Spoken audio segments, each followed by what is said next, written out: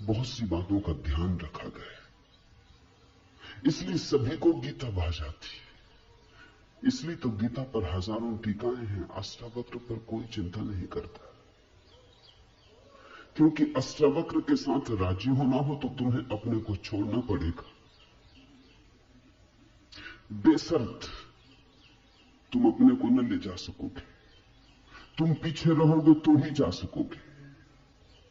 कृष्ण के साथ तुम अपने को ले जा सकते हो, कृष्ण के साथ तुम्हें बदलने की कोई भी जरूरत नहीं। कृष्ण के साथ तुम मौजू पड़ सकते हो। इसलिए सभी सांप्रदायिकों ने कृष्ण की गीता पर टीकाएं लिखी। शंकर ने, रामानुज ने, निम्बार्क ने, बल्लभ ने, सबने अपने अर्थ निकाल लिए। कृष्ण ने कुछ ऐसी बात कही है जो बहुअर्थी है, इसलिए मैं कहता हूं काव्यात्मक है। कविता में से मन चाहे अर्थ निकल सकते हैं। कृष्ण का वक्तव्य ऐसा है जैसे वर्षा में बादल गिरते, जो चाहो देख लो। कोई देखता हाथी के सूंड, कोई चाहे गणेश जी को देख ले। किसी को कुछ भी नहीं दिखाई पड़ता, वो कहता कहां की फिजूल बातें कर रहे हो। बादल है, धुआं, इसमें कैसी आकृतियां देख रहे हो। पश्चिम में वैज्ञानिक मन के परीक्षण के लिए स्याही के धब्बे ब्लॉटिंग पेपर पर डाल देते हैं और व्यक्ति को कहते हैं देखो इसमें क्या दिखाई पड़ता है। व्यक्ति गौर से देखता है, उसे कुछ ना कुछ दिखाई पड़ता है। वहां कुछ भी नहीं, सिर्फ ब्लॉटिंग पेपर पर स्याही के धब्बे बेतरतीब फेंके गए, सोच विचार के भी फेंके नहीं गए। ऐसे ही बोतल उड़ेलती है, लेकिन देखने वाला कुछ ना कुछ खोज लेता है। जो देखने वाला खोजता है वो उसके मन में वो आरोपित कर लेता। तुमने भी देखा होगा, दीवार पर वर्षा का पानी पड़ता है, लकीरें खिंच जाती, कभी आदमी की शक्ल दिखाई पड़ती, कभी घोड़े की शक्ल दिखाई पड़ती। तुम जो देखना चाहते हो आरोपित कर लेते हो। रात के अंधेरे में कपड़ा टंगा है, भूत प्रेत दिखाई पड़ जाते। कृष्ण की गीता ऐसी ही है, जो तुम्हारे मन में है दिखाई पड़ जाएगा। तो शंकर ज्ञान देख लेते हैं, रामानुज भक्ति देख लेते हैं, तिलक कर्म देख लेते हैं, और सब अपने घर प्रसन्नचित लौट आते कि ठीक कृष्ण वही कहते हैं जो हमारी मान्यता है। इमर्सन ने लिखा है कि एक बार एक पड़ोसी प्लेटो की किताबें उनसे मांग के ले गया। अब प्लेटो 2000 साल पहले हुआ और दुनिया के थोड़े से अनूठे विचारकों में से एक। कुछ दिनों बाद इमर्सन ने कहा किताबें पढ़नी हो तो वापस कर लें। वो पड़ोसी लौटा गया। इमर्सन ने पूछा कैसी लगी। उस आदमी ने कहा कि ठीक इस आदमी प्लेटो के विचार मुझसे मिलते जुलते। कई दफे तो मुझे ऐसा लगा कि इस आदमी को मेरे विचारों का पता कैसे चल गया। प्लेटो 2000 साल पहले हुआ है। इसको शक हो रहा है कि इसने कहीं मेरे विचार तो नहीं चुरा लिए। कृष्ण में ऐसा शक बहुत बार होता है, इसलिए कृष्ण पर सदियां बीत गई, टीकाएं चलती जाती, हर सदी अपना अर्थ खोज लेती है, हर व्यक्ति अपना अर्थ खोज लेता है। कृष्ण की गीता स्याही के धब्बों जैसी एक कुशल राजनीतिज्ञ का वक्तव्य है। अष्टावक्र की गीता में तुम कोई अर्थ ना खोज पाओगे। तुम अपने को छोड़ कर चलोगे तो ही अष्टावक्र की गीता स्पष्ट होगी। अष्टावक्र का सुस्पष्ट संदेश है, उसमें जरा भी तुम अपनी व्याख्या न डाल सकोगे। इसलिए लोगों ने टीकाएं नहीं लिखी। टीका लिखने की जगह नहीं है, तोड़ने मड़ोड़ने का उपाय नहीं है, तुम्हारे मन के लिए सुविधा नहीं है कि तुम कुछ डाल दो। अष्टावक्र ने इस तरह से वक्तव्य दिया है कि सदियां बीत गई, उस वक्तव्य में कोई कुछ जोड़ नहीं पाया, घटा नहीं पाया। बहुत कठिन है ऐसा वक्तव्य देना। शब्द के साथ ऐसी कुशलता बड़ी कठिन है। इसलिए मैं कहता हूं एक अनूठी यात्रा तुम शुरू कर रहे हो। अष्टावक्र में राजनीतिज्ञों की कोई उत्सुकता नहीं, न तिलक की, न अरविंद की, न गांधी की, न विनोबा की, किसी की कोई उत्सुकता नहीं, क्योंकि तुम अपना खेल न खेल पाओगे। तिलक को उकसाना है देशभक्ति, उठाना है कर्म का ज्वार। कृष्ण की गीता सहयोगी बन जाती। कृष्ण हर किसी को कंधा देने को तैयार है। कोई भी चला लो गोली उनके कंधे पर रख के, वो राजी। कंधा उनका, पीछे छिपने की तुम्हें सुविधा है, और उनके पीछे से गोली चलाओ तो गोली भी बहुमूल्य मालूम पड़ती। अष्टावक्र किसी को कंधे पे हाथ भी नहीं रखने देते। इसलिए गांधी की कोई उत्सुकता नहीं, तिलक की कोई उत्सुकता नहीं, अरविंद विनोबा को कुछ लेना देना नहीं, क्योंकि तुम कुछ थोप ना सकोगे। राजनीति की सुविधा नहीं है। अष्टावक्र राजनीतिक पुरुष नहीं। ये पहली बात ख्याल में रख लेनी जरूरी है।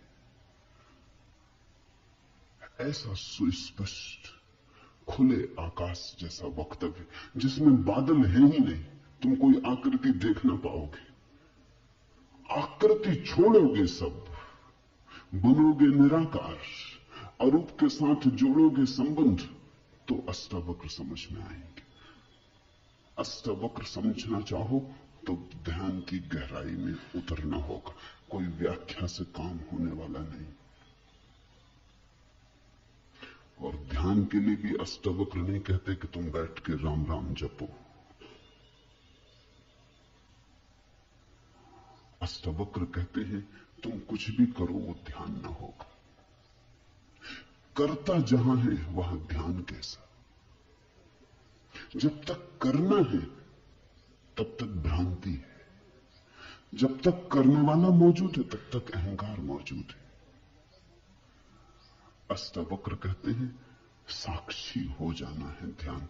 जहां कर्ता छूट जाता तुम सिर्फ देखने वाले रह जाते। दृष्टा मात्र, दृष्टा मात्र हो जाने में ही दर्शन, दृष्टा मात्र हो जाने में ही ध्यान, दृष्टा मात्र हो जाने में ही ज्ञान। इसके पहले कि हम सूत्र में उतरे, अष्टावक्र के संबंध में कुछ बातें समझ लेनी जरूरी है। ज्यादा पता नहीं, क्योंकि न तो वे सामाजिक पुरुष थे न राजनीतिक, तो इतिहास में कोई उल्लेख नहीं। बस थोड़ी सी घटनाएं ज्ञात है, वो भी बड़ी अजीब, भरोसा करने योग्य नहीं, लेकिन समझोगे तो बड़े गहरे अर्थ खुलेंगे। पहली घटना, अष्टावक्र पैदा हुए उसके पहले की, पीछे का तो कुछ पता नहीं। गर्भ की घटना, पिता बड़े पंडित, अष्टावक्र मां के गर्भ में। पिता रोज वेद का पाठ करते और अष्टावक्र गर्भ में सुनते। एक दिन अचानक गर्भ से आवाज आती कि रुको भी, ये सब बकवास है, ज्ञान इसमें कुछ भी नहीं, बस शब्दों का संग्रह। शास्त्र में ज्ञान कहां? ज्ञान स्वयं में, शब्द में सत्य कहां? सत्य स्वयं में।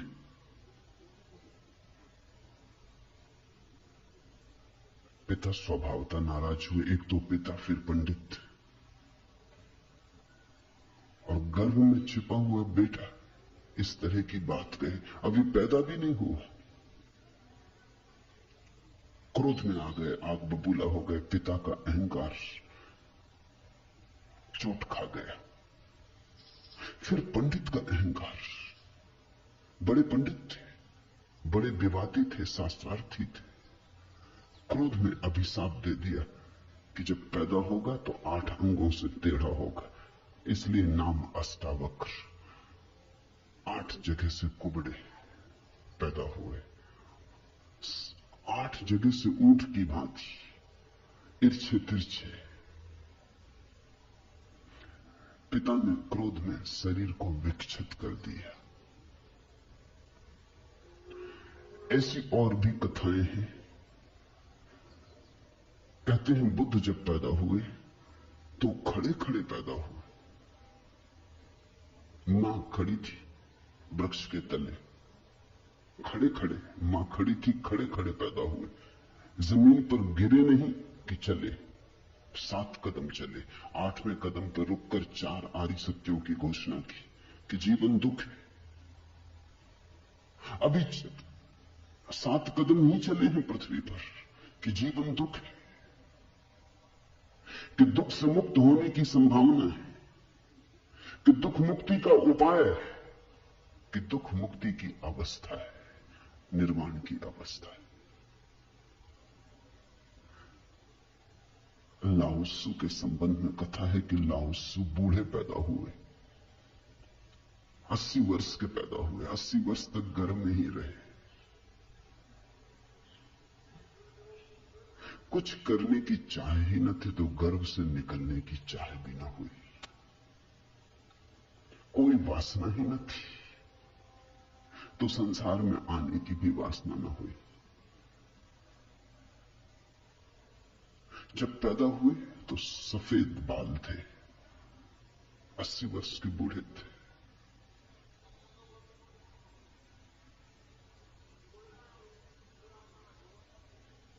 जरथुस्त्र के संबंध में कथा है कि जब जरथुस्त्र पैदा हुए तो पैदा होते से ही खिलखिला के हंसे, मगर इन सबको मात कर दिया अष्टावक्र। ये तो पैदा होने की बात है। अष्टावक्र ने अपना पूरा वक्तव्य दे दिया पैदा होने के पहले। ये कथाएं महत्वपूर्ण हैं। इन कथाओं में इन व्यक्तियों के जीवन की सारी सार संपदा है, निचोड़ है। बुद्ध ने जो जीवन भर में कहा उसका निचोड़। बुद्ध ने अष्टांगिक मार्ग का उपदेश दिया तो 7 कदम चले, 8वें पर रुक गए। 8 अंग हैं कुल। पहुंचने की अंतिम अवस्था है सम्यक समाधि। उस समाधि की अवस्था में ही पता चलता है जीवन के पूरे सत्य का। वो 4 आर्य सत्यों की घोषणा करती। लाओत्सु बूढ़ा पैदा हुआ। लोगों को 80 साल लगते हैं तब भी ऐसी समझ नहीं आ पाती। बूढ़े होकर भी लोग बुद्धिमान कहां हो पाते। बूढ़ा होना और बुद्धिमान होना पर्यायवाची तो नहीं। बाल तो धूप में भी पकाए जा सकते हैं। लाओत्सु की कथा इतना ही कहती है कि अगर जीवन में त्वरा हो, तीव्रता हो, तो जो 80 साल में घटता है वो 1 क्षण में घट सकता है। प्रज्ञा की तीव्रता हो तो 1 क्षण में घट सकता है। बुद्धि मलिन हो तो 80 साल में भी कहां घटता है। जरथुस्त्र जन्म के साथ ही हंसे। जरथुस्त्र का धर्म अकेला धर्म है दुनिया में जिसको हंसता हुआ धर्म कह सकते। अति पार्थिव पृथ्वी का धर्म है। इसलिए तो पारसी दूसरे धार्मिकों को धार्मिक नहीं मालूम होते, नाचते गाते प्रसन्न। जरथुस्त्र का धर्म हंसता हुआ धर्म है, जीवन के स्वीकार का धर्म है, निषेध नहीं है, त्याग नहीं है। तुमने कोई पारसी साधु देखा? नंग धड़ंग खड़ा हो जाए, छोड़ दे, धूप में खड़ा हो जाए, धूनी रमा के बैठ जाए? नहीं, पारसी धर्म में जीवन को सताने, कष्ट देने की कोई व्यवस्था नहीं। जरथुस्त्र का सारा संदेश यही है कि जब हंसते हुए परमात्मा को पाया जा सकता है तो रोते हुए क्यों पाना। जब नाचते हुए पहुंच सकते हैं उस मंदिर तक तो नाहक कांटे क्यों बोने। जब फूलों के साथ जाना हो सकता है तो ये दुखवाद क्यों। इसलिए ठीक है, प्रतीक ठीक है कि जरथुस्त्र पैदा होते हंसे। इन कथाओं में इतिहास मत खोजना, ऐसा हुआ है ऐसा नहीं है। लेकिन इन कथाओं में एक बड़ा गहरा अर्थ है। तुम्हारे पास एक बीज पड़ा है। जब तुम बीज को देखते हो तो इससे पैदा होने वाले फूल की कोई भी तो खबर नहीं मिलती। ये क्या हो सकता है, इसकी भनक भी तो नहीं आती। ये कमल बनेगा, खिलेगा, जल में रहेगा और जल से अछूता रहेगा, सूरज की किरणों पर नाचेगा और सूरज भी ईर्ष्यालु होगा इसके सौंदर्य से, इसकी कोमलता से, इसके अपूर्व गरिमा, इसके प्रसाद से। इसकी सुगंध आकाश में उड़ेगी। ये बीज को देखकर तो पता भी नहीं चलता। बीज को तो देख के इसकी कोई कल्पना भी नहीं कर सकता, अनुमान भी नहीं कर सकता। लेकिन एक दिन ये घटता है। तो दो तरह से हम सोच सकते हैं। या तो हम बीज को पकड़ लें जोर से और हम कहें जो बीज में दिखाई नहीं पड़ा वो कमल में भी घट नहीं सकता। ये भ्रम है, ये धोखा है, ये झूठ है। जिनको हम तर्कनिष्ठ कहते हैं, संदेहशील कहते हैं, उनका यही आधार है। वो कहते हैं जो बीज में नहीं दिखाई पड़ा वो फूल में हो नहीं सकता, कहीं भ्रांति हो रही है। इसलिए संदेहशील व्यक्ति बुद्ध को मान नहीं पाता, महावीर को स्वीकार नहीं कर पाता, जीसस को अंगीकार नहीं कर पाता, क्योंकि वो कहते हैं हमने जाना इनको। जीसस अपने गांव में आए, बड़े हैरान हुए। गांव के लोगों ने कोई चिंता ही न की। जीसस का वक्तव्य है कि पैगंबर की अपने गांव में पूजा नहीं होती। कारण क्या रहा होगा? क्यों नहीं होती गांव में पूजा पैगंबर की? गांव के लोगों ने बचपन से देखा, बड़े ही जोसेफ का लड़का है। लकड़ियां ढोते देखा, रिंदा चलाते देखा, लकड़ियां चीरते देखा, पसीने से लथपथ देखा, सड़कों पे खेलते देखा, झगड़ते देखा। गांव के लोग इसे बचपन से जानते हैं, बीज की तरह देखा। आज अचानक ये हो कैसे सकता है कि परमात्मा का पुत्र हो गए? नहीं। जिसने बीज को देखा है वो फूल को मान नहीं पाता। वो कहता जरूर धोखा होगा, बेईमानी होगी, ये आदमी पाखंडी है। बुद्ध अपने घर वापस लौटे तो पिता, सारी दुनिया को जो दिखाई पड़ रहा था वो पिता को दिखाई नहीं पड़ा। सारी दुनिया अनुभव कर रही थी एक प्रकाश।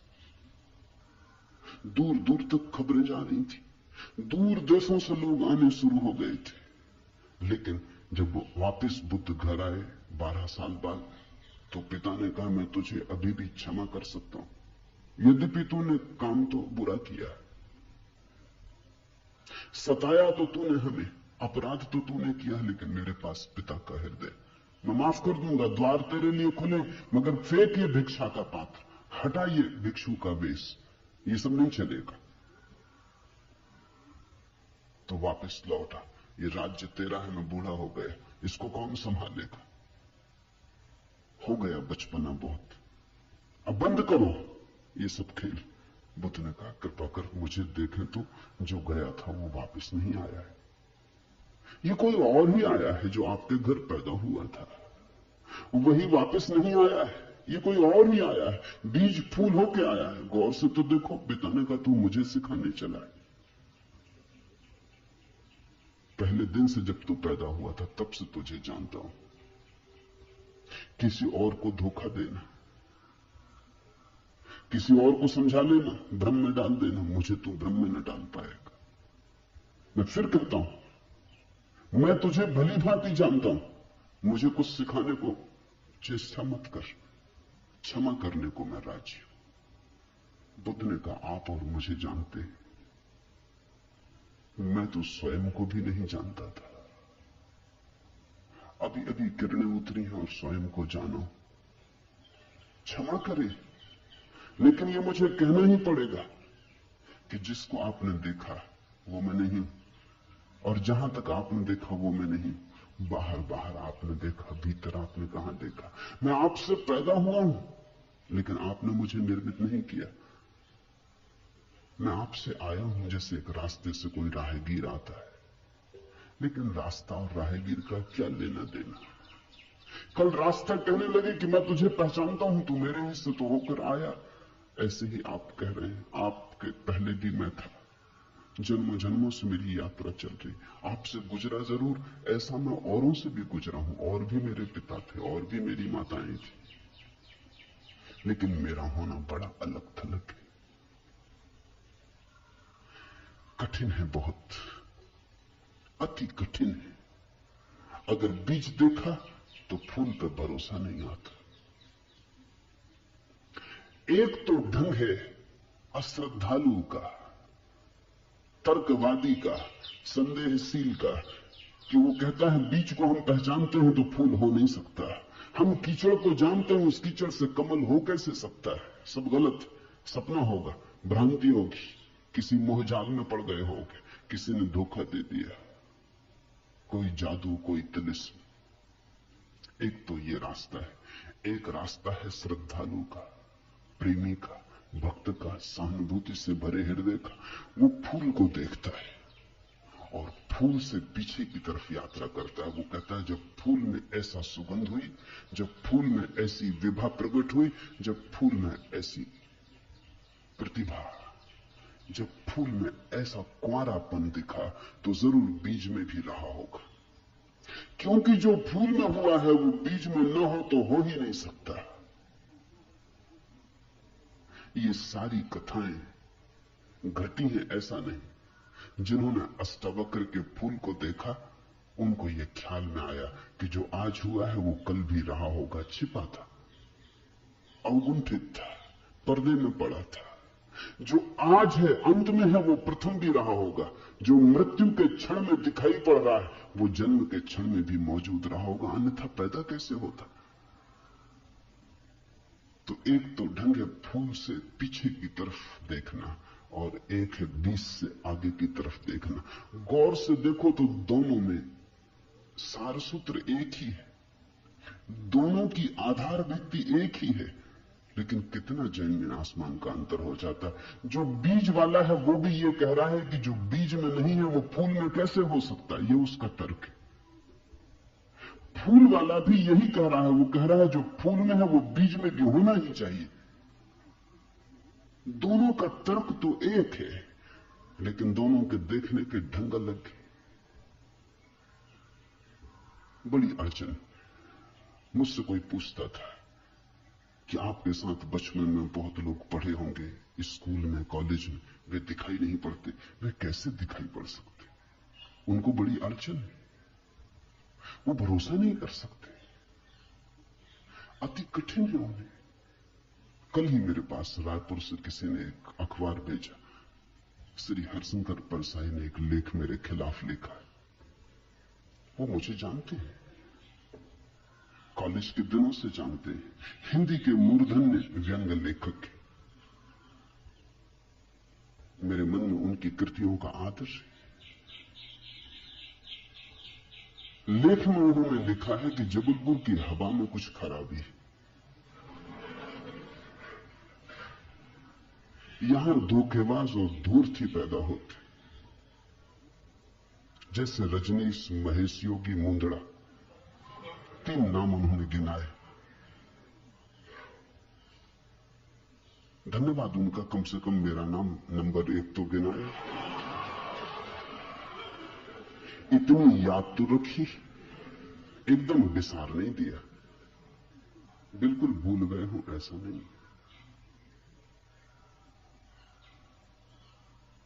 लेकिन अड़चन स्वाभाविक है, सीधी साफ है, मैं उनकी बात समझ सकता हूं।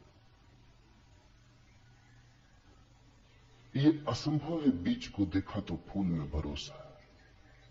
फिर जिन्होंने फूल को देखा, उन्हें बीज में भरोसा मुश्किल हो जाता।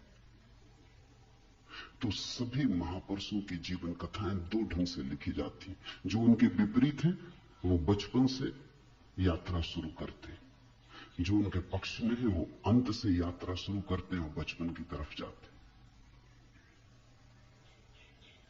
दोनों एक अर्थ में सही है।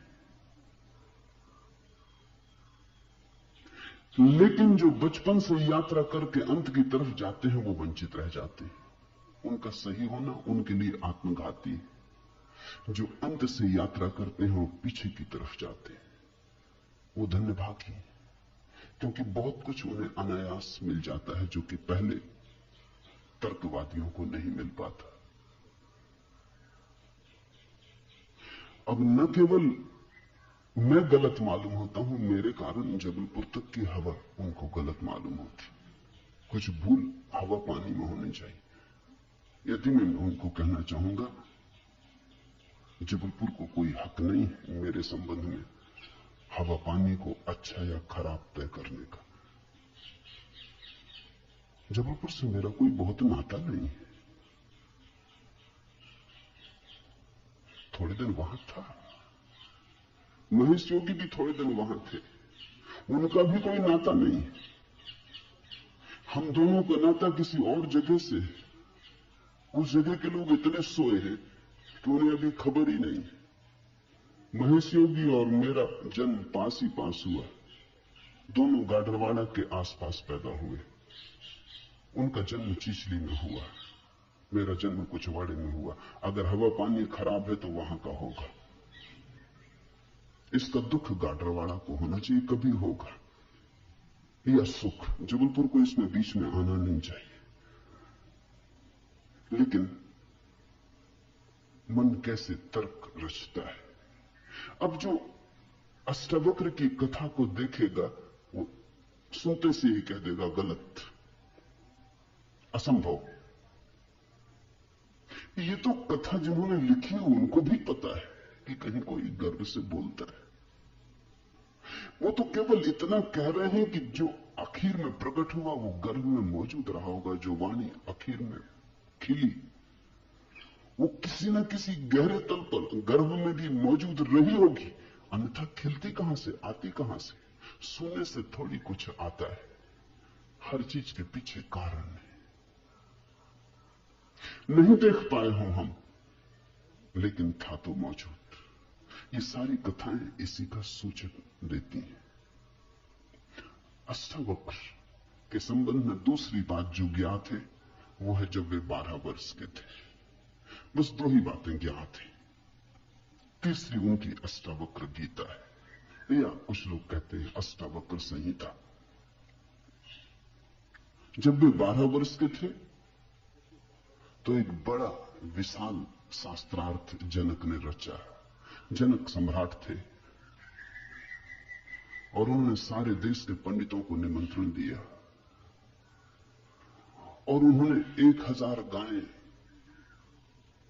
राजमहल के द्वार पर खड़ी कर दी और उन्होंने गायों के सींगों पर सोना मर दिया और हीरे जवाहरात लटका दिए और कहा जो भी विजेता होगा वो इन गांवों को हाँक के ले जाए। बड़ा विवाद हुआ।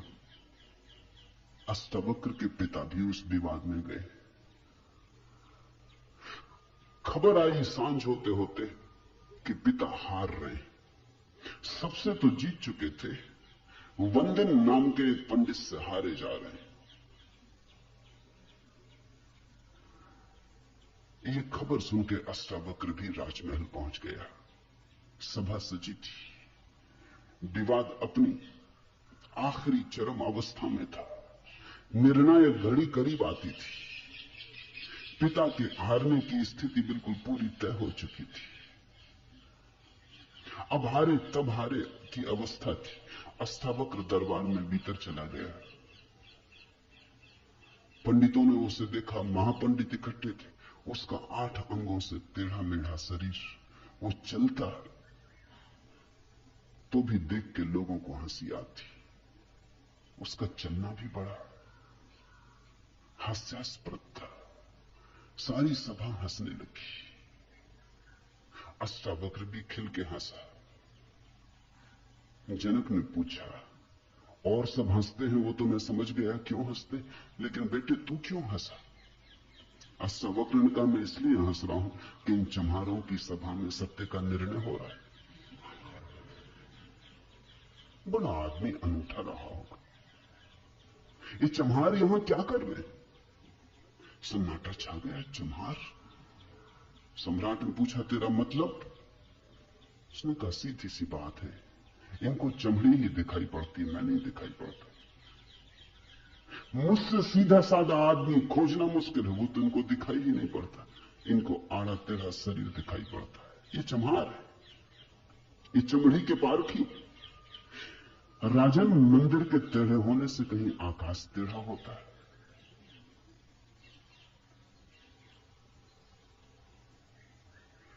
घड़े के फूटे होने से कहीं आकाश फूटता है? आकाश तो निर्विकार है। मेरा शरीर टेढ़ा मेढ़ा है, लेकिन मैं तो नहीं। ये जो भीतर बसा है, इसकी तरफ तो देखो। इससे तुम सीधा साधा और कुछ खोज ना सकोगे।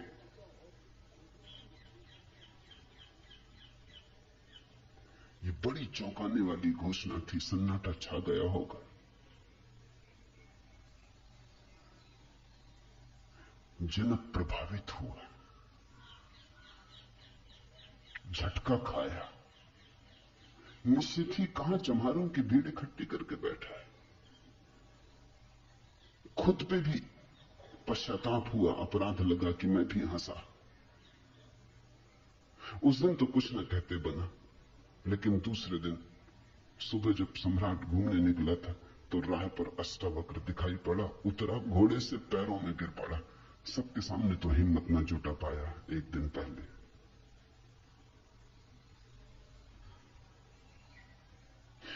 दिन पहले तो कहा था, बेटे तू क्यों हंसता है? 12 साल का लड़का था। उम्र तौली थी, आज उम्र नहीं तौली। आज घोड़े से उतर गया, पैर पर गिर पड़ा, साष्टांग दंडवत, और कहा, पधारे राजमहल, मेरी जिज्ञासाओं का समाधान करें। हे प्रभु, आए मेरे घर। बात मेरी समझ में आ गई। रात भर मैं सो ना सका। ठीक ही कहा, शरीर को ही जो पहचानते हैं उनकी पहचान गहरी कहां। आत्मा के संबंध में विवाद कर रहे हैं, और अभी भी शरीर में रस और विरस पैदा होता है, घृणा, आकर्षण पैदा होता है। मर्त्य को देख रहे हैं, अमृत की चर्चा करते हैं। धन्य भाग मेरे कि आप आए और मुझे चौंकाया, मेरी नींद तोड़ दी। अब पधारो। राजमहल में उसने बड़ी सजावट कर रखी थी। स्वर्ण सिंहासन पर बिठाया था इस 12 साल के अष्टावक्र को, और उससे जिज्ञासा की। पहला सूत्र जनक की जिज्ञासा है। जनक ने पूछा है, अष्टावक्र ने समझाया है।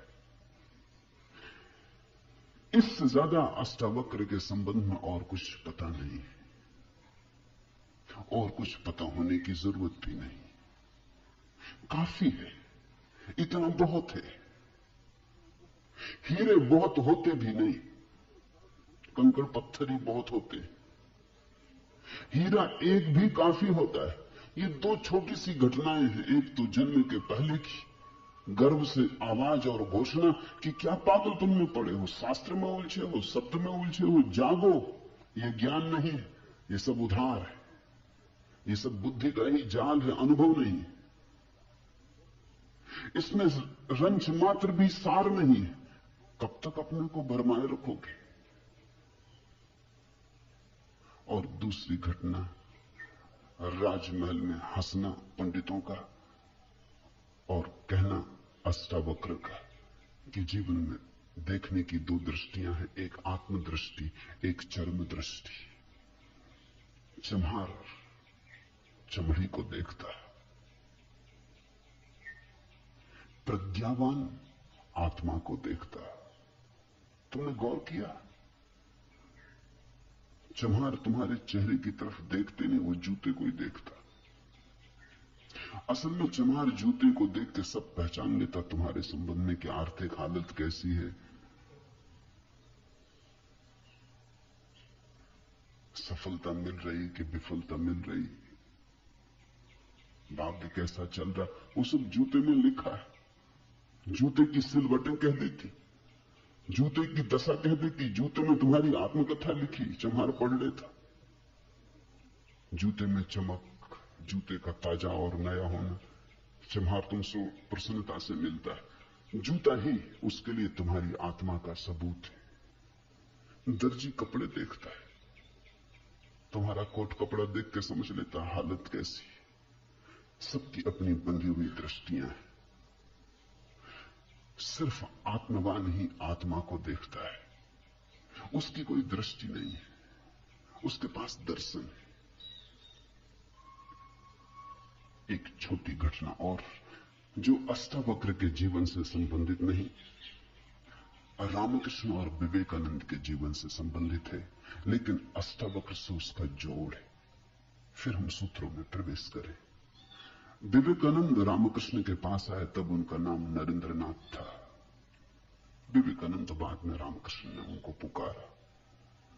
जब आए रामकृष्ण के पास तो अति विवादी थे, नास्तिक थे, तर्कवादी थे, हर चीज के लिए प्रमाण चाहते थे। कुछ चीजें हैं जिनके लिए कोई प्रमाण नहीं, मजबूरी है। परमात्मा के लिए कोई प्रमाण नहीं है और प्रमाण नहीं, प्रेम के लिए कोई प्रमाण नहीं है और प्रमाण नहीं, सौंदर्य के लिए कोई प्रमाण नहीं है और प्रमाण नहीं है। अगर मैं कहूं देखो एक खजूरेना के वृक्ष कैसे सुंदर, और तुम कहो हमें तो कोई सौंदर्य दिखाई नहीं पड़ता, वृक्ष जैसे वृक्ष, सिद्ध करें मुश्किल हो जाएगी। कैसे सिद्ध करें कि सुंदर है? सुंदर होने के लिए सौंदर्य की परख चाहिए और तो कोई उपाय नहीं, आंख चाहिए और तो कोई उपाय नहीं। कहते हैं मजनू ने कहा कि लैला को जानना हो तो मजनू की आंख चाहिए। ठीक कहा, लैला को देखने का और कोई उपाय ही नहीं। मजनू को बुलाया था उसके गांव के राजा ने, वो कहा था तू पागल है, मैं तेरी लैला को जानता हूं, साधारण सी लड़की है, काली कलूटी, कुछ खास नहीं, तुझ पे मुझे दया आती। ये मेरे राजमहल की 12 लड़कियां खड़ी, ये इस देश की सुंदरतम स्त्रियां, इनमें से तू कोई भी चुन ले, ये तुझे रोते देख के मेरा भी प्राण रोता है। उसने देखा और उसने कहा इनमें तो लैला कोई भी नहीं, ये तो लैला के मुकाबले तो दूर, उसके चरण की धूल भी नहीं। सम्राट कहने लगा मजनू तू पागल है। मजनू ने कहा यह हो सकता है, लेकिन एक बात आपसे कहना चाहता हूं, लैला को देखना हो तो मजनू की आंख चाहिए।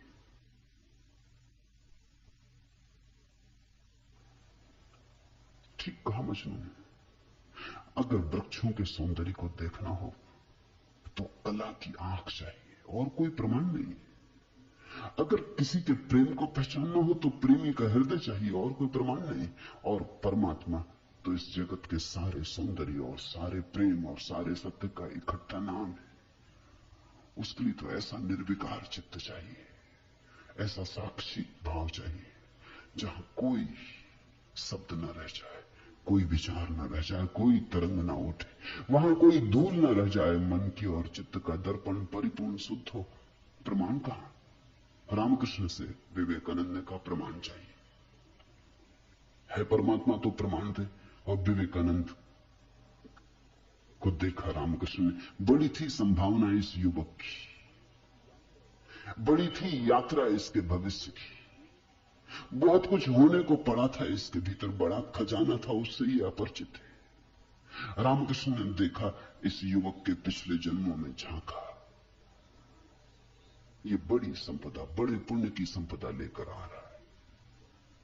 ये ऐसे ही तर्क में दबा न रह जाए, कराए उठा होगा पीड़ा और करुणा से रामकृष्ण का हृदय। उन्होंने कहा छोड़, प्रमाण वगैरह बाद में सोच लेंगे, मैं जरा बूढ़ा हुआ, मुझे पढ़ने में अड़चन होती, तू अभी जवान, तेरी आंख अभी तेज, ये किताब पढ़ी, इसे तू पढ़। वो थी अष्टावक्र गीता, जरा मुझे सुनाते। कहते हैं विवेकानंद को इसमें तो कुछ अड़चन न मालूम पड़ी, ये आदमी कुछ ऐसी तो कोई खास बात नहीं मांग रहा है, दो चार सूत्र पढ़े और एक घबराहट और रोआ रोआ कपने लगा। और विवेकानंद का मुझसे नहीं पढ़ा जाता। रामकृष्ण का पढ़ भी, इसमें हर्ज क्या है? तेरा क्या बिगाड़ लेगी ये किताब? तू जवान है अभी, तेरी आंख अभी ताजी। और मैं बूढ़ा हुआ, मुझे पढ़ने में दिक्कत होती है और ये किताब मुझे पढ़नी तो तू पढ़ के सुना दे। कहते उस किताब को सुनाते सुनाते ही विवेकानंद डूब गए। रामकृष्ण ने देखा इस व्यक्ति के भीतर बड़ी संभावना है, बड़ी शुद्ध संभावना है, जैसी एक बोधिसत्व की होती, जो कभी न कभी बुद्ध होना जिसका निर्णीत है। आज नहीं कल भटके कितना ही, बुद्धत्व जिसके पास चला आ रहा है। क्यों अष्टावक्र की गीता रामकृष्ण ने कही कि तू पढ़ के मुझे सुना दे? क्योंकि इससे ज्यादा शुद्धतम वक्तव्य और कोई नहीं। ये शब्द भी अगर तुम्हारे भीतर पहुंच जाएं तो तुम्हारी सोई हुई आत्मा को जगाने लगेंगे। ये शब्द तुम्हें तरंगायित करेंगे, ये शब्द तुम्हें आह्लादित करेंगे, ये शब्द तुम्हें झकझोरेंगे। इन शब्दों के साथ क्रांति घटित हो सकती है।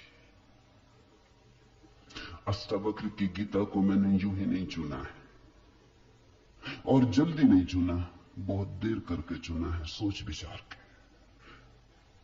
दिन थे जब मैं कृष्ण की गीता पर बोला, क्योंकि भीड़ भाड़ मेरे पास थी।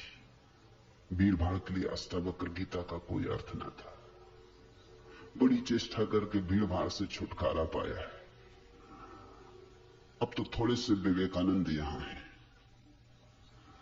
अब तो उनसे बात करनी है जिनकी बड़ी संभावना है। उन थोड़े से लोगों के साथ मेहनत करनी है जिनके साथ मेहनत का परिणाम हो सकता है। अब हीरे तराशने, कंकड़ पत्थरों पर यह छेनी खराब नहीं करनी, इसलिए चुनी है अष्टावक्र की गीता। तुम तैयार हुए हो इसलिए चुनी।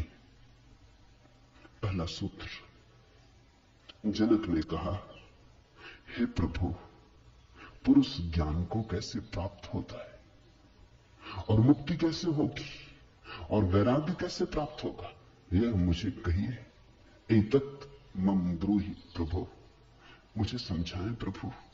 12 साल के लड़के से सम्राट जनक का कहना है, प्रभु भगवान मुझे समझाएं। एतत् मम ब्रूहि, मुझे ना समझ को कुछ समझ दें, मुझे अज्ञानी को जगाएं। 3 प्रश्न पूछे। कथम ज्ञानम, कैसे होगा ज्ञान?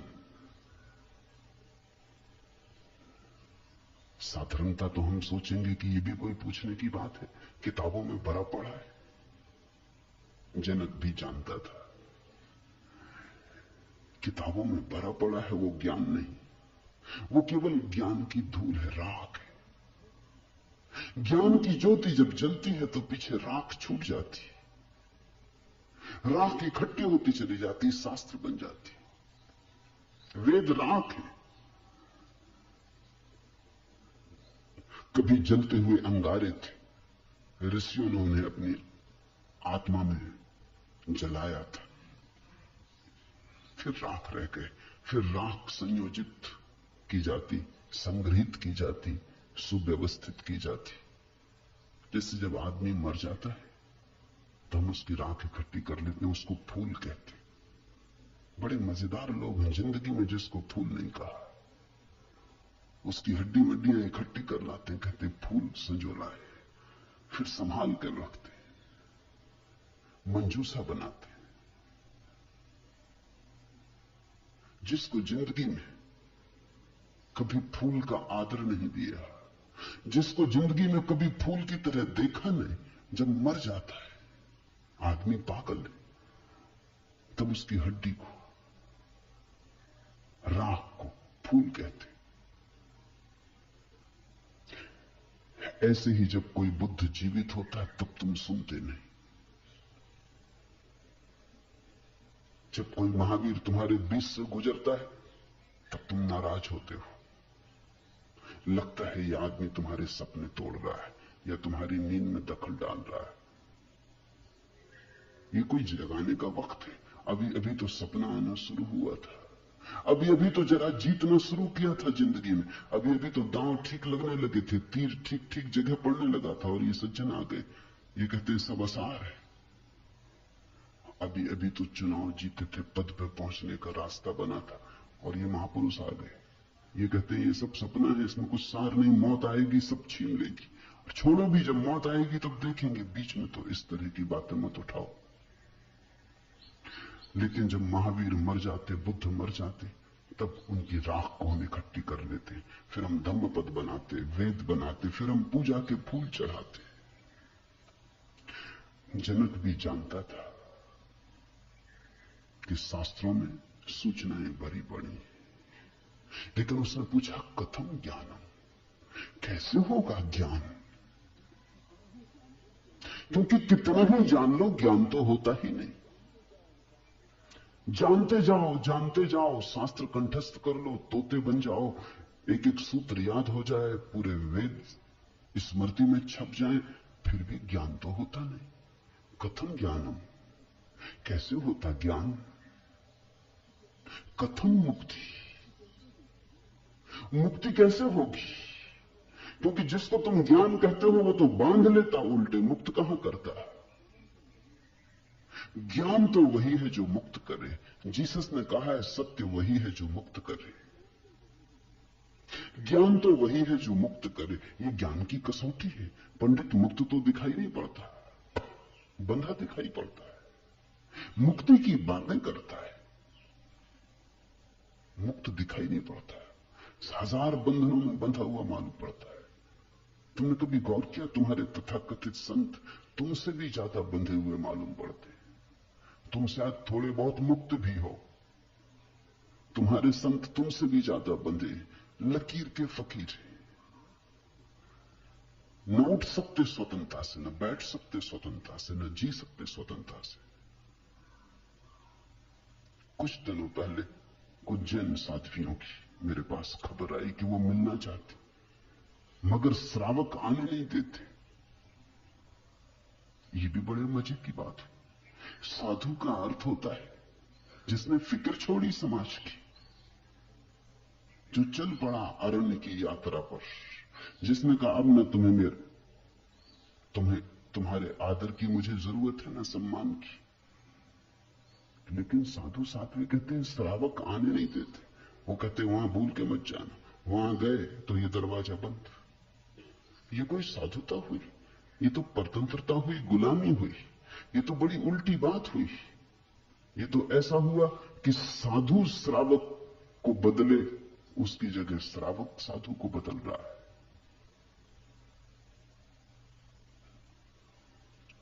एक मित्र ने आके मुझे कहा, एक जैन साध्वी आपकी किताबें पढ़ती लेकिन चोरी से,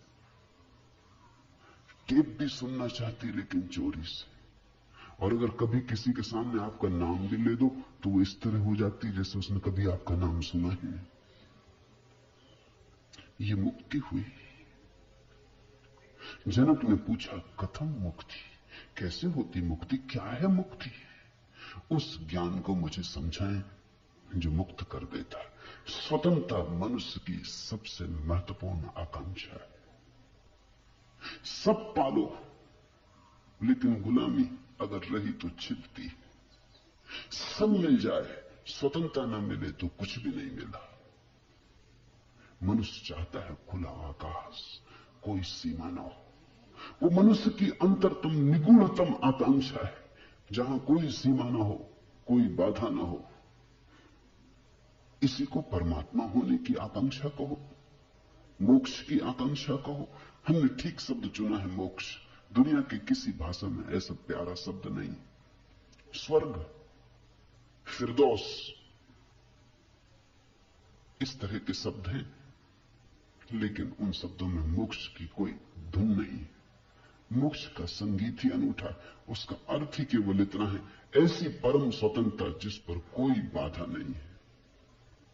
स्वतंत्रता इतनी शुद्ध कि जिस पर कोई सीमा नहीं। पूछा जनक ने कैसे होगी मुक्ति और कैसे होगा वैराग्य? हे प्रभु मुझे समझाकर कहिए। अष्टावक्र ने गौर से देखा होगा जनक की तरफ, क्योंकि गुरु के लिए वही पहला काम है कि जब कोई जिज्ञासा करे तो वो गौर से देखे जिज्ञासा किस स्रोत से आती, पूछने वाले ने क्यों पूछा है। उत्तर तो तभी सार्थक हो सकता है जब प्रश्न क्यों किया गया है वो समझ में आ जाए, वो साफ हो जाए। ध्यान रखना, सद्ज्ञान को उपलब्ध व्यक्ति सद्गुरु तुम्हारे प्रश्न का उत्तर नहीं देता, तुम्हें उत्तर देता है। तुम क्या पूछते हो इसकी फिक्र कम है, तुमने क्यों पूछा है, तुम्हारे पूछने के पीछे अंतर चेतन में छिपा हुआ जाल क्या है, तुम्हारे प्रश्नों की आड़ में वस्तुतः कौन सी आकांक्षा छिपी है।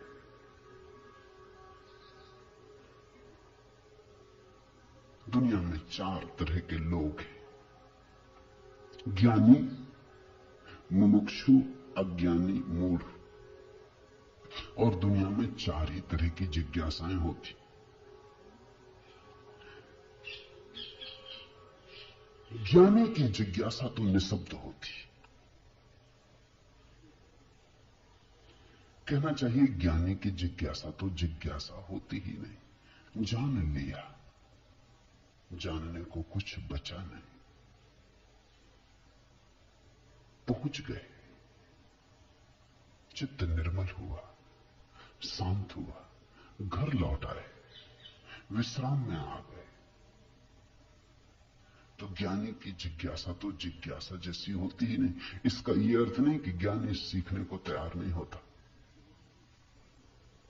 ज्ञानी तो सरल छोटे बच्चे की भांति हो जाता है, सदा तत्पर सीखने को। जितना ज्यादा तुम सीख लेते हो उतनी ही सीखने की तत्परता बढ़ जाती। जितने तुम सरल और निष्कपट होते चले जाते हो उतने ही सीखने के लिए तुम खुल जाते हो। आए हवाएं तुम्हारे द्वार खोले पाती, आए सूरज तुम्हारे द्वार पर दस्तक नहीं देनी पड़ती, आए परमात्मा तुम्हें सदा तत्पर पाता है। ज्ञानी ज्ञान को संग्रहित नहीं करता, ज्ञानी सिर्फ ज्ञान की क्षमता को उपलब्ध होता है।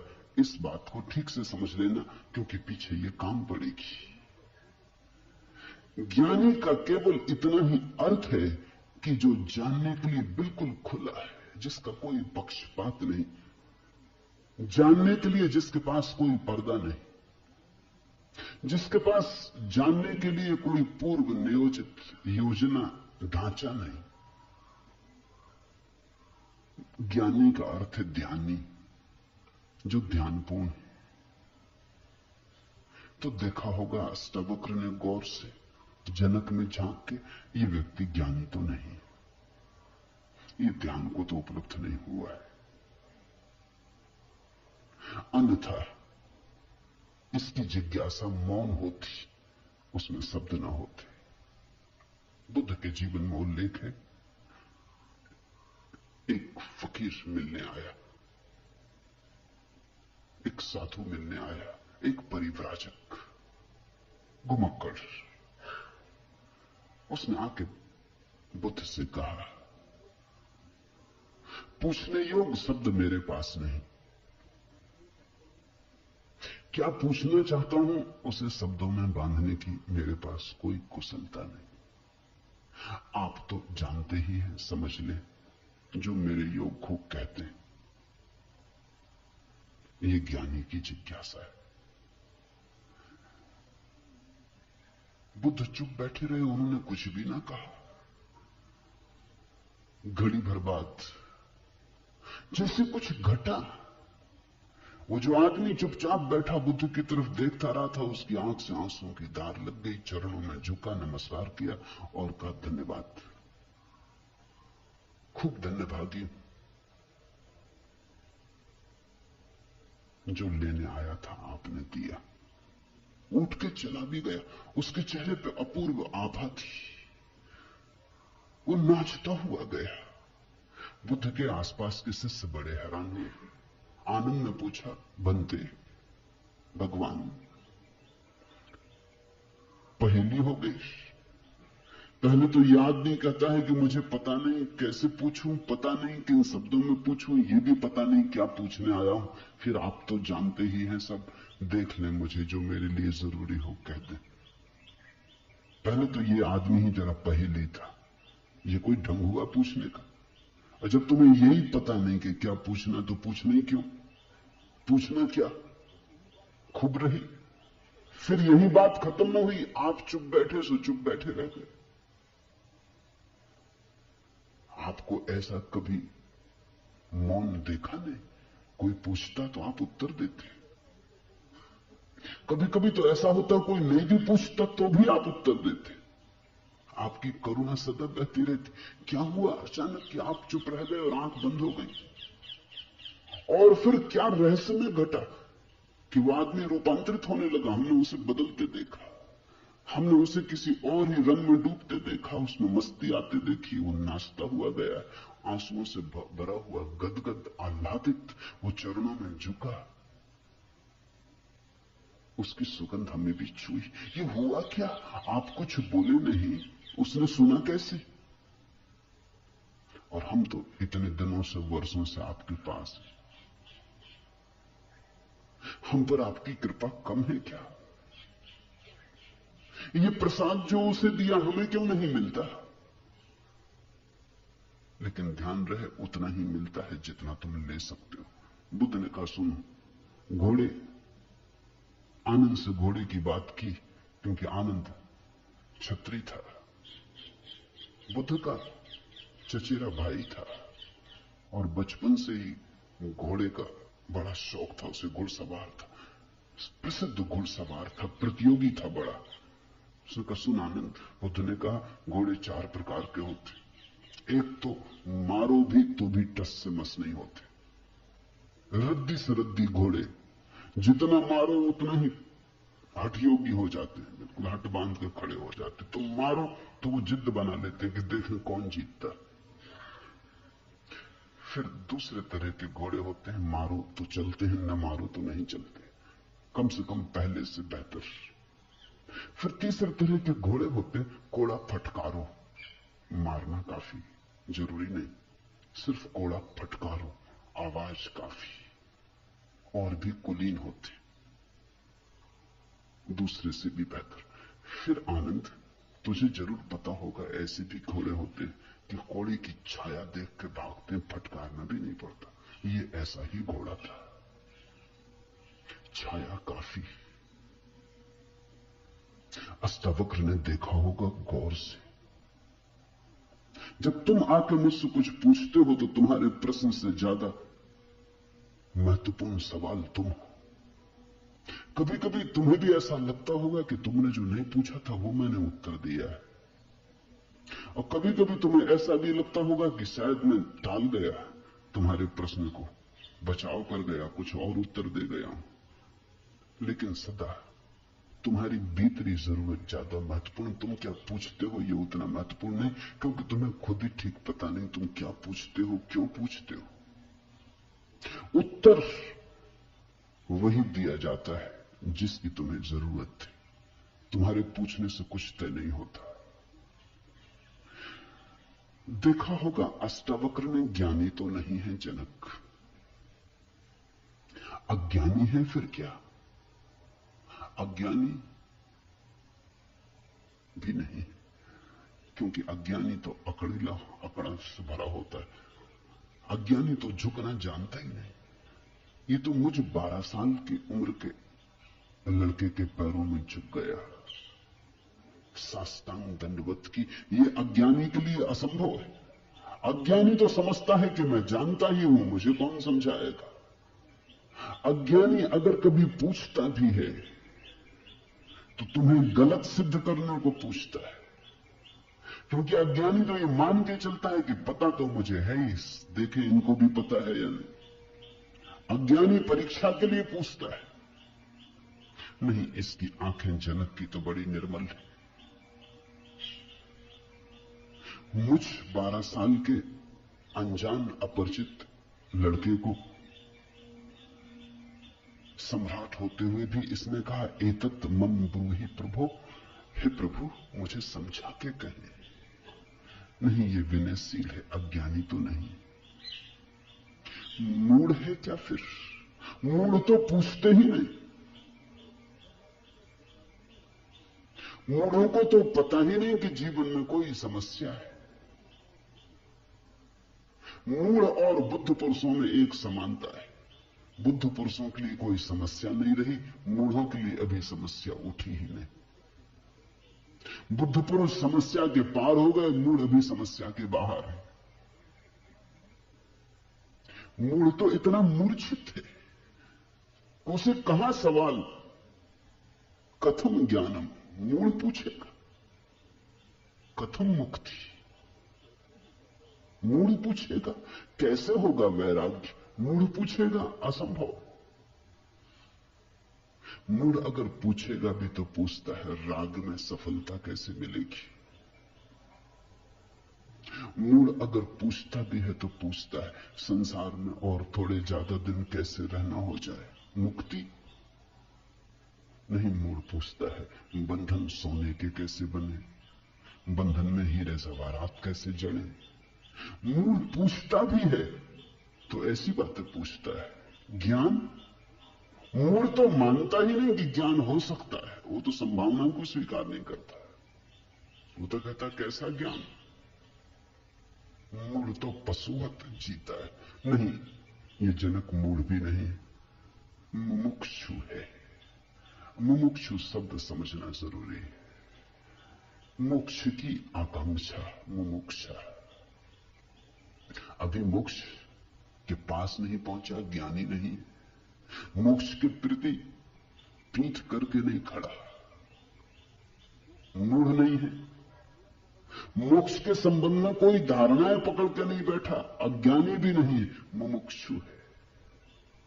मुमुक्षु का अर्थ है सरल है इसकी जिज्ञासा।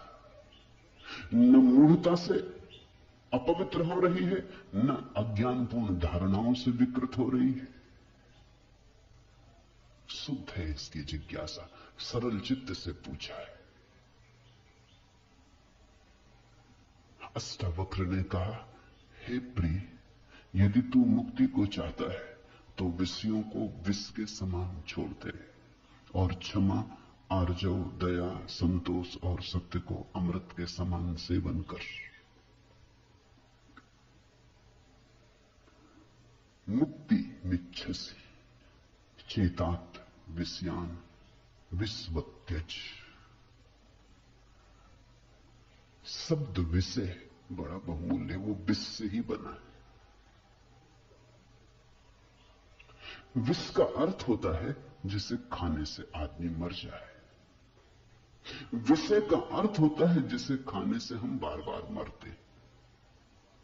बार बार भूख, बार बार भोजन, बार बार महत्वाकांक्षा, ईर्ष्या, क्रोध, जलन, बार बार इन्हीं को खा खा के तो हम मरे। बार बार इन्हीं के कारण तो मरे। अब तक हमने जीवन में जीवन कहां जाना, मरने को ही जाना है। अब तक हमारा जीवन, जीवन की प्रज्वलित ज्योति कहां, मृत्यु का ही धुआं। जन्म से लेकर मृत्यु तक हम मरते ही तो हैं, धीरे धीरे जीते कहां।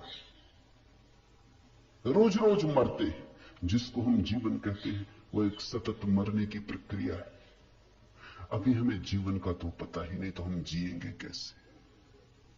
ये शरीर तो रोज छीन होता चला जाता, ये बल तो रोज खोता चला जाता, ये भोग और विषय तो रोज हमें चूसते चले जाते, जरा जीर्ण करते चले जाते। ये विषय और कामनाएं तो छेदों की तरह, इनसे हमारी ऊर्जा और आत्मा रोज बहती चली जाती। आखिर में घड़ा खाली हो जाता, उसको हम मृत्यु कहते।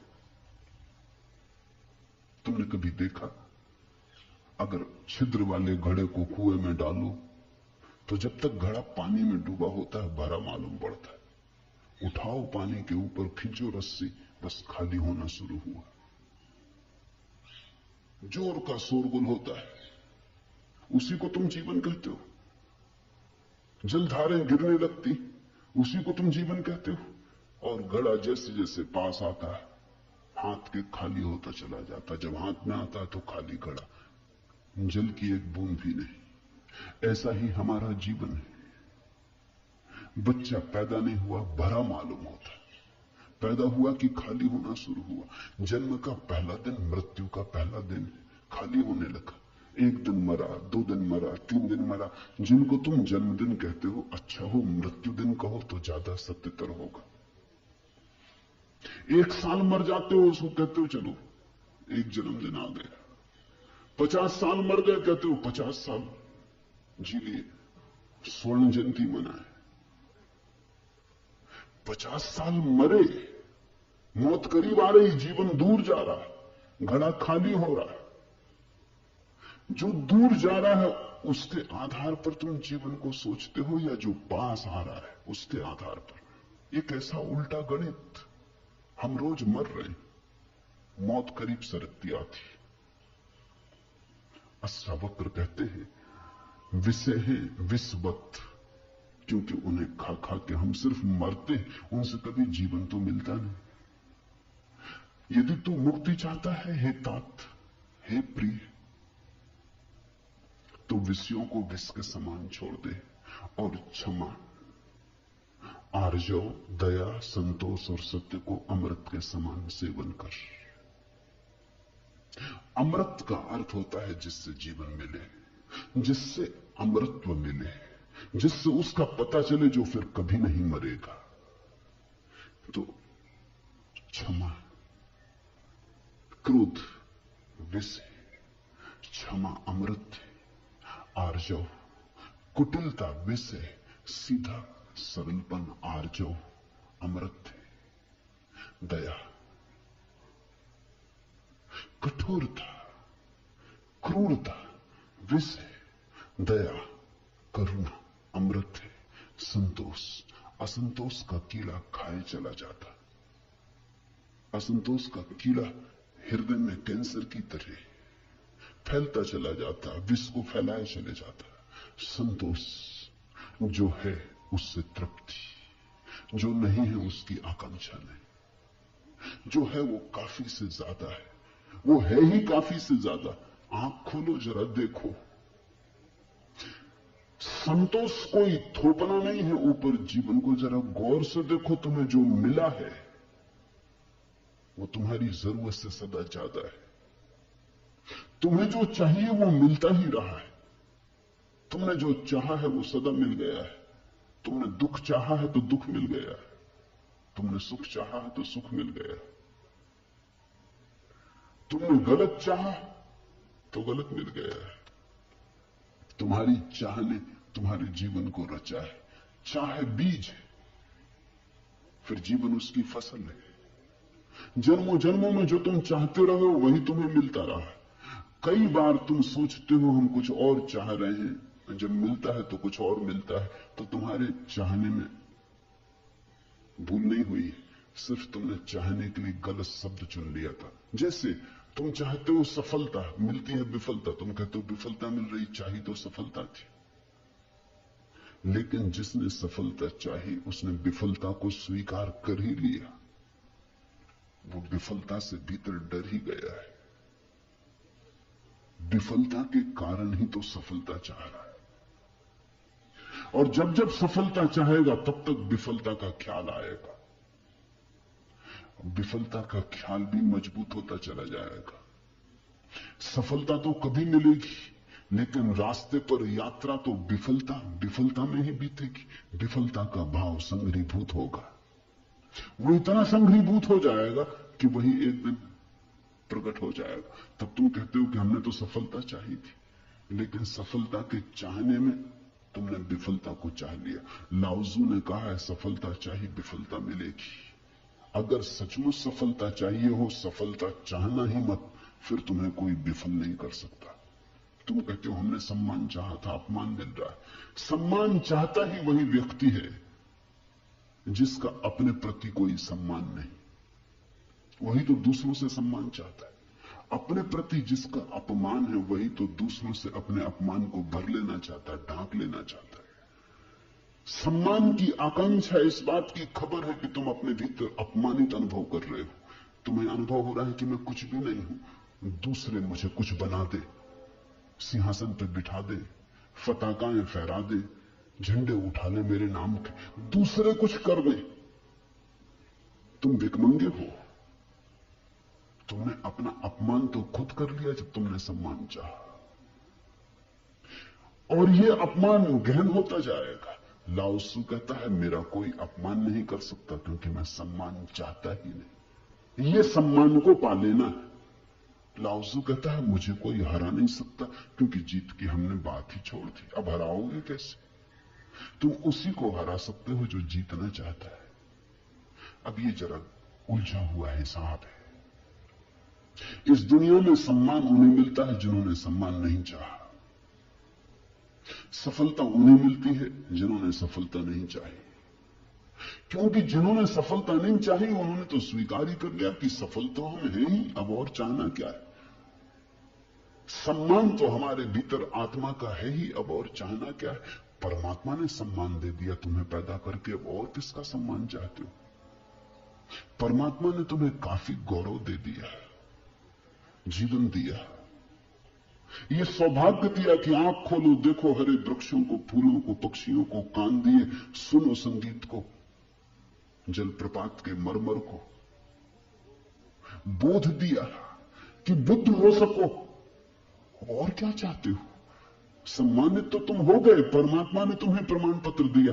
तुम भिखारी की तरह किन से प्रमाण पत्र मांग रहे हो? उनसे जो तुमसे प्रमाण पत्र मांग रहे हैं। ये बड़ा मजेदार मामला है। दो भिखारी एक दूसरे के सामने खड़े भीख मांग रहे हैं। ये भीख मिलेगी कैसे? दोनों भिखारी हैं। तुम किससे सम्मान मांग रहे हो? किसके सामने खड़े हो? ये अपमान कर रहे हो तुम अपना, और यही अपमान गहन होता जाएगा। संतोष का अर्थ होता है देखो जो तुम्हारे पास है, देखो जरा आंख खोल के जो तुम्हें मिला ही है। ये अष्टावक्र की बड़ी बहुमूल्य कुंजी है, ये धीरे धीरे तुम्हें साफ होगी। अष्टावक्र की दृष्टि बड़ी क्रांतिकारी है, बड़ी अनूठी, जड़ मूल से क्रांति की। संतोष और सत्य को अमृत के समान सेवन कर, क्योंकि असत्य के साथ जो जिएगा वो असत्य होता चला जाएगा। जो असत्य को बोलेगा, असत्य को जिएगा, स्वभावता असत्य से गिरता चला जाएगा। उसके जीवन से संबंध विच्छिन्न हो जाएंगे, जड़ें टूट जाएंगी। परमात्मा में जड़ें चाहते हो तो सत्य के द्वारा ही वे जड़ें हो सकती हैं। प्रामाणिकता और सत्य के द्वारा ही तुम परमात्मा से जुड़ सकते हो। परमात्मा से टूटना है तो असत्य का धुआं पैदा करो, असत्य के बादल अपने पास बनाओ। जितने तुम असत्य होते चले जाओगे उतने परमात्मा से दूर होते चले जाओगे। तू न पृथ्वी है, न जल है, न वायु है, न आकाश है। मुक्ति के लिए आत्मा को, अपने को, इन सब का साक्षी चैतन्य जान। सीधी सीधी बातें, भूमिका भी नहीं। अभी दो वचन नहीं बोले अष्टावक्र ने कि ध्यान आ गया, कि समाधि की बात आ गई। जानने वाले के पास समाधि के अतिरिक्त और कुछ जताने को है भी नहीं। वो दो वचन भी बोले क्योंकि एकदम से अगर समाधि की बात होगी तो शायद तुम चौंक ही जाओगे, समझ ही ना पाओगे। मगर दो वचन और सीधी समाधि की बात आ गई। अष्टावक्र 7 कदम भी नहीं चलते, बुद्ध तो 7 कदम चले, 8वें कदम पे समाधि। अष्टावक्र तो पहला कदम ही समाधि का उठाते। तू न पृथ्वी है, न जल, न वायु, न आकाश। ऐसी प्रतीति में अपने को थिर कर। मुक्ति के लिए आत्मा को, अपने को, इन सब का साक्षी चैतन्य जान।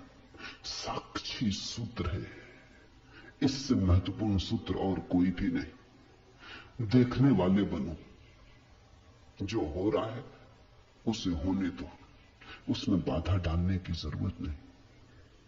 ये देह तो जल है, मिट्टी है, अग्नि है, आकाश है।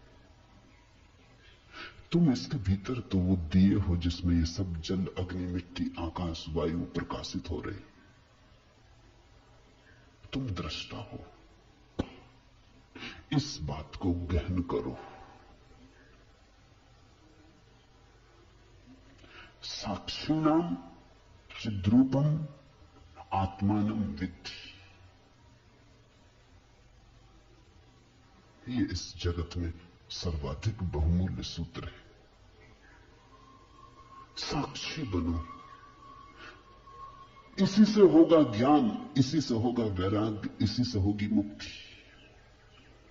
प्रश्न 3 थे, उत्तर 1 है। यदि तू देह को अपने से अलग कर और चैतन्य में विश्राम कर स्थित है तो तू अभी ही सुखी, शांत और बंध मुक्त हो जाएगा। इसलिए मैं कहता हूं यह जड़ मूल से क्रांति है। पतंजलि इतनी हिम्मत से नहीं कहते कि अभी ही, पतंजलि कहते हैं करो अभ्यास, यम नियम साधो, प्राणायाम प्रत्याहार आसन शुद्ध करो, जन्म जन्म लगेंगे तब सिद्धि है। महावीर कहते हैं पंच महाव्रत, और तब जन्म जन्म लगेंगे, तब होगी निर्जरा, तब कटेगा जाल कर्मों का। सुनो अष्टावक्र को, यदि देहम प्रतिकृत्य चित्ति विश्राम तिष्ठसि अधुनैव सुखी शांतो बंध मुक्तो भविष्यसि। अधुनैव, अभी, यही, इसी क्षण। यदि तू देह को अपने से अलग कर और चैतन्य में विश्राम कर स्थित है,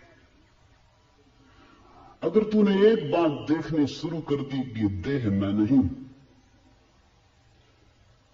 मैं करता और भोगता नहीं, ये जो देखने वाला मेरे भीतर छिपा है, जो सब देखता है। बचपन था कभी तो बचपन देखा, फिर जवानी आई तो जवानी देखी, फिर बुढ़ापा आया तो बुढ़ापा देखा। बचपन नहीं रहा तो मैं बचपन तो नहीं हो सकता। आया और गया, मैं तो हूं। जवानी नहीं रही तो मैं जवानी तो नहीं हो सकता। आई और गई, मैं तो हूं।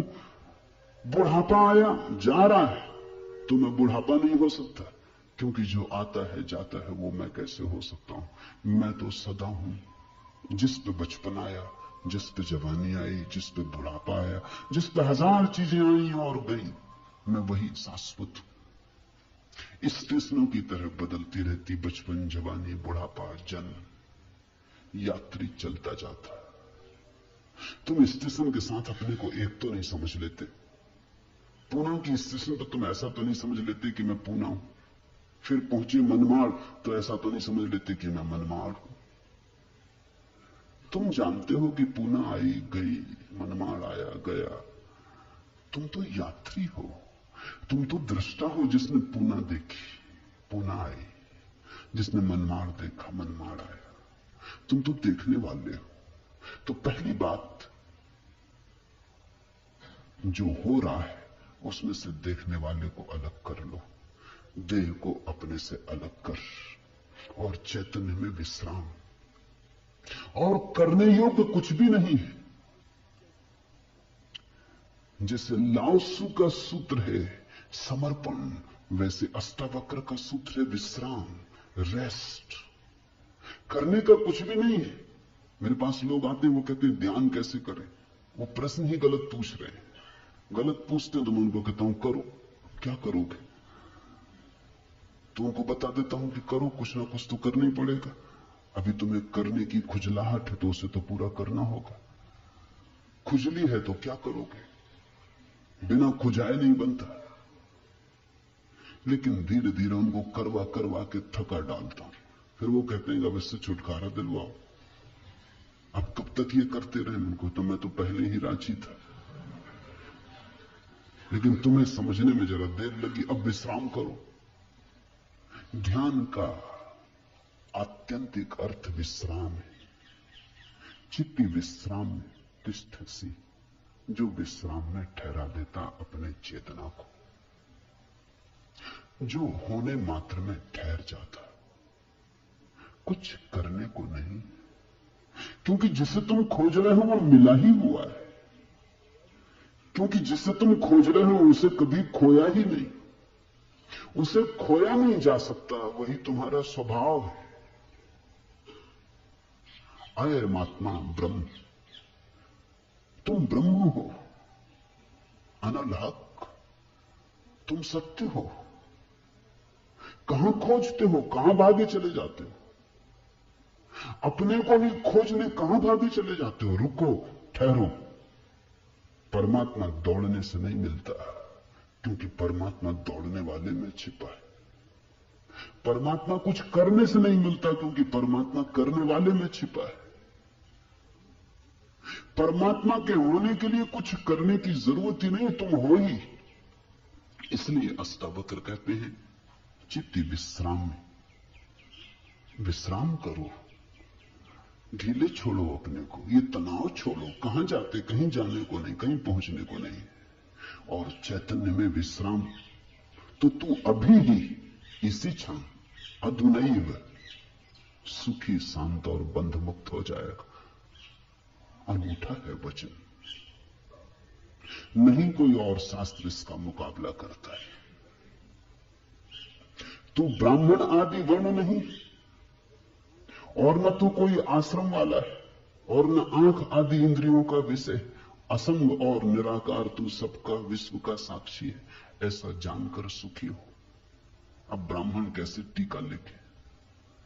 तू ब्राह्मण आदि वर्ण नहीं। अब हिंदू इस शास्त्र को कैसे सिर पे उठाएं, क्योंकि उनका तो सारा धर्म वर्ण और आश्रम पे खड़ा है। और ये तो पहले से ही अष्टावक्र जड़ काटने लगे। वो कहते हैं तू कोई ब्राह्मण नहीं है, ना कोई शूद्र है, ना कोई क्षत्रिय है। ये सब बकवास है, ये सब ऊपर के आरोपण है, ये सब राजनीति और समाज का खेल है। तू तो सिर्फ ब्रह्म है, ब्राह्मण नहीं, क्षत्रिय नहीं, शूद्र नहीं। तू ब्राह्मण आदि वर्ण नहीं, और न तू कोई आश्रम वाला है, और न तो यह है कि तू ब्रह्मचर्य आश्रम में है, कि गृहस्थाश्रम में है, कि वानप्रस्थ की संन्यास्त। कोई आश्रम वाला नहीं। तू तो इन सारी स्थानों के भीतर से गुजरने वाला दृष्टा साक्षी। अष्टावक्र की गीता है, हिंदू दावा नहीं कर सकते हमारी। अष्टावक्र की गीता सबकी। अगर अष्टावक्र के समय में मुसलमान होते, हिंदू होते, ईसाई होते, तो उन्होंने कहा होता न तू हिंदू है, न तू ईसाई है, न तू मुसलमान है। अब ऐसे अष्टावक्र को कौन मंदिर बनाए? इसके लिए कौन इसके शास्त्र को सिर पे उठाए? कौन दावेदार बने? क्योंकि ये सभी का निषेध कर रहे हैं। मगर ये सत्य की सीधी घोषणा है, असंग और निराकार तू सबका, विश्व का साक्षी है, ऐसा जानकर सुखी हो। अष्टावक्र ये नहीं कहता कि ऐसा तुम जानोगे तो फिर सुखी होगे। वचन को ठीक से सुनना। अष्टावक्र कहते हैं ऐसा जानकर सुखी हो। न त्वम विप्रादिको वर्णो नाश्रमी नाक्ष गोचरा, असंगो असि निराकारो विश्व साक्षी सुखी भव। सुखी भव, अभी हो सुखी।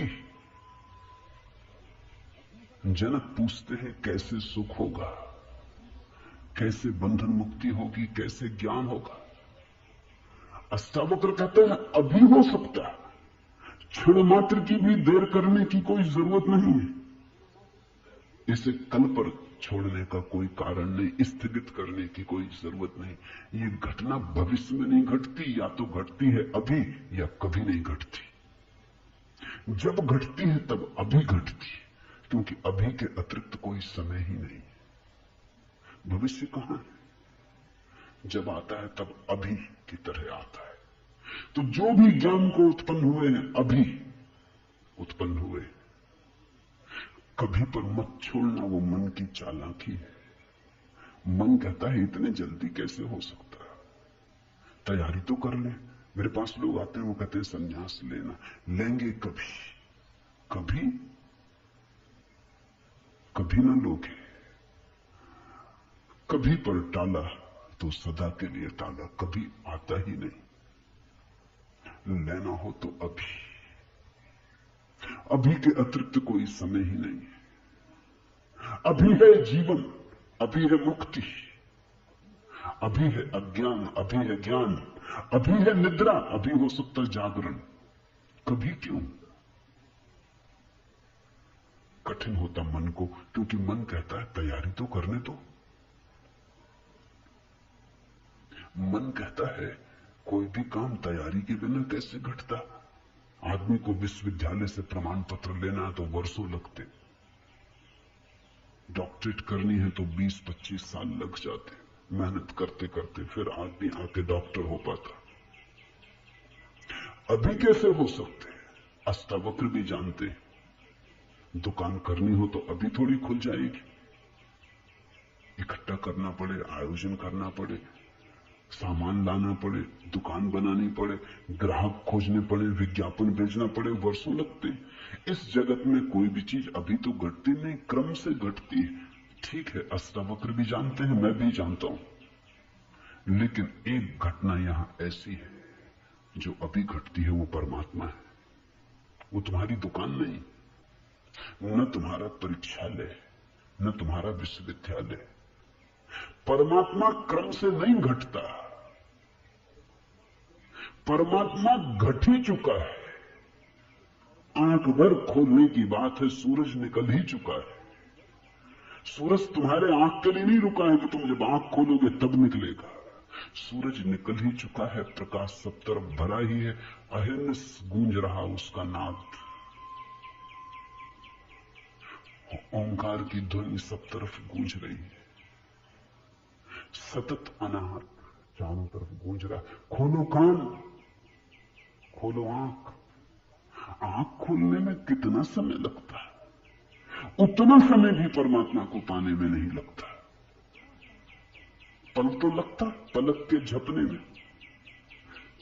पल का अर्थ ही होता है जितना समय पलक को झपने में लगता उतना पल, मगर परमात्मा को पाने में पल भी नहीं लगता।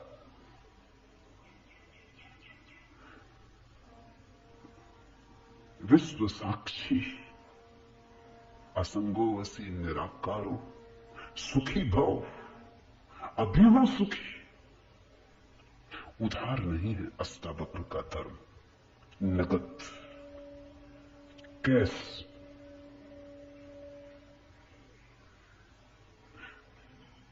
हे व्यापक, धर्म और अधर्म, सुख और दुख मन के,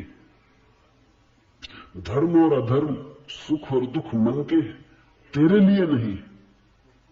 तू न करता है न भोगता है, तू तो सर्वदा मुक्ति ही है। मुक्ति हमारा स्वभाव है, ज्ञान हमारा स्वभाव है, परमात्मा हमारा होने का ढंग है, हमारा केंद्र है, हमारे जीवन की श्वास है, हमारा होना है। धर्मो अधर्मो सुखम दुखम मान सानी नते विभो। अष्टावक्र कहते हैं, हे व्यापक, हे विभावान, हे विभूति संपन्न, धर्म और अधर्म, सुख और दुख मन के, ये सब मन की ही तरंगे। बुरा किया, अच्छा किया, पाप किया, पुण्य किया, मंदिर बनाया, दान दिया, सब मन के। न कर्तासी न भोक्तासी, मुक्त एवासी सर्वदा।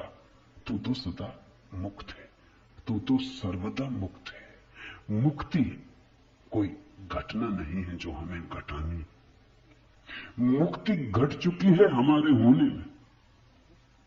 मुक्ति से बना है ये अस्तित्व, इसका रोआ रोआ रंच रंच मुक्ति से निर्मित है। मुक्ति है धातु जिससे बना है सारा अस्तित्व। स्वतंत्रता स्वभाव है, ये उद्घोषणा। बस समझे कि क्रांति घट जाती है, समझने के अतिरिक्त कुछ करना नहीं। ये बात ख्याल में उतर जाए, तुम सुन लो ऐसे मन भर के बस। तो आज इतना ही कहना चाहूंगा, अष्टावक्र को समझने की चेष्टा भर करना। अष्टावक्र में करने का कोई इंतजाम नहीं, इसलिए तुम ये मत सोचना कि कोई तरकीब निकलेगी जो हम करेंगे। अष्टवक्र कुछ करने को कहते ही नहीं। तुम विश्राम से सुन लो, करने को कुछ होने वाला ही नहीं है। इसलिए तुम कॉपी वगैरह नोटबुक लेके मत आना कि लिख लेंगे, कुछ आएगा सूत्र तो नोट कर लेंगे, करके देख लेंगे। करने का यहां कुछ काम ही नहीं है। इसलिए तुम भविष्य की फिक्र छोड़ के सुनना, तुम सिर्फ सुन लेना, तुम सिर्फ मेरे पास बैठ के शांत भाव से सुन लेना, विश्राम में सुन लेना। सुनते सुनते तुम मुक्त हो जा सकते हो। इसलिए महावीर ने कहा है कि श्रावक मुक्त हो सकता है सिर्फ सुनते सुनते। श्रावक का अर्थ होता है जो सुनते सुनते मुक्त हो जाए। साधु का तो अर्थ ही इतना है कि जो सुन सुन के मुक्त ना हो सका, थोड़ा कमजोर बुद्धि का है, कुछ करना पड़ा। सिर्फ कोड़े की छाया काफी न थी, घोड़ा जरा कुजात है, कोड़ा फटकारा तब थोड़ा चला, या मारा तो थोड़ा चला। छाया काफी है, तुम सुन लेना, कोड़े की छाया दिखाई पड़ जाएगी।